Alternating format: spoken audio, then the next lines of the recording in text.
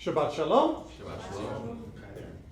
I want you to think back, maybe this week, maybe today, maybe 10 years ago, maybe 50 years ago, to the worst day ever in your life.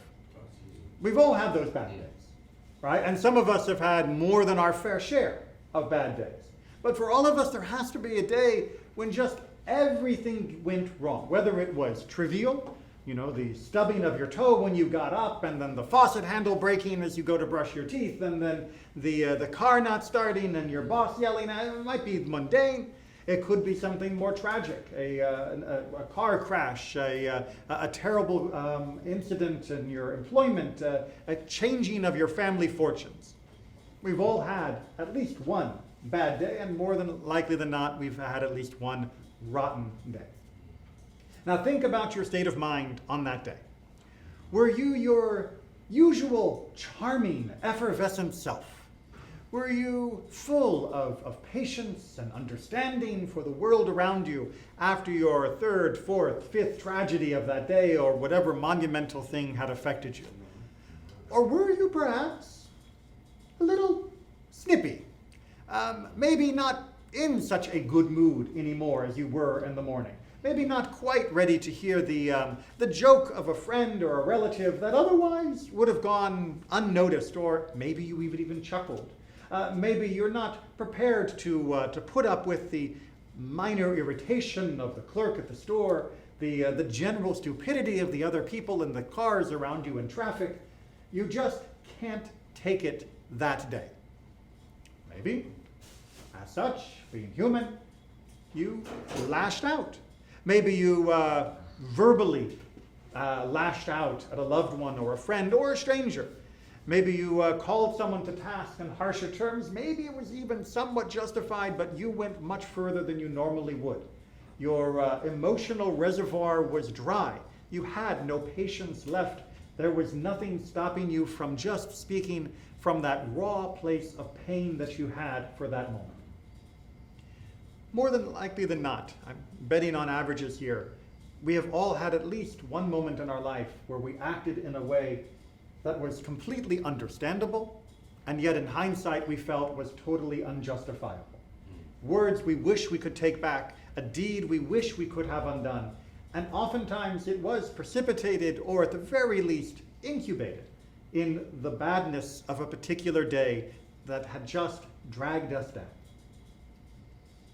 God understands that.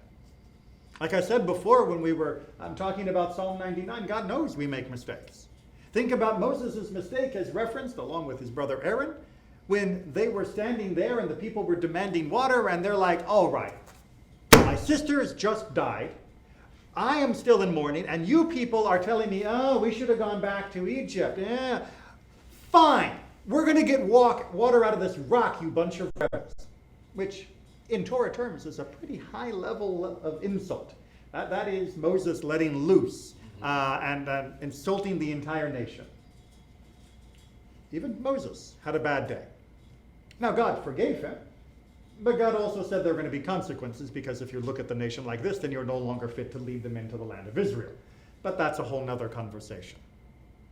God understands we make mistakes. We still have to deal with the consequences. We still have to apologize. We don't get a free pass on how we treat other people just because our day was rotten, or even our week or year or longer. But we do always have the capacity for forgiveness, to go and remedy our errors, to go and seek a forgiveness from the people that we have wronged. But this discussion is not actually about that. This discussion, now that you have built up that well of sympathy for yourself of those worst times, and your ability to recognize that, yes, you are deserving of forgiveness and understanding, I'd like you now to reverse it. You are the person that somebody is being snippy to. You are the person that somebody is letting fly with an insulting phrase or bad behavior. You are the person that someone else is fuming in front of. And you know that you don't deserve it. You know that whatever you have done that ticked them off was inconsequential compared to the level of emotion they are currently pouring out. Your small mistake, even if it was a mistake, is not worthy of this level of anger, frustration, and emotional outburst. And so you need to stop. And you need to realize, this isn't about me. I am just apparently one small part of this person's ongoing drama. And whatever is going on in their life, I am now getting the flood, even if I didn't poke the hole in the dam. Does that mean we excuse it and pretend like no remedy is needed, no apology is needed? Of course not. But as far as understanding the person and finding it within ourselves the capacity to forgive them when they are ready to seek that apology, to understand that we shouldn't take it personal, and most importantly, that we should not label that person permanently as who they are at that moment, that is what is important.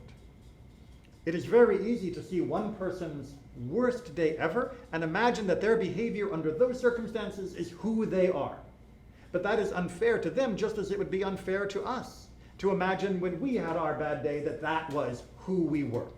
No, that was the worst version of me, and for which I apologize and try to make amends. And I hope that those around me will understand when I do so. Likewise, when someone else is having those moments, we must give them that same consideration. Not just because hopefully we give it to ourselves.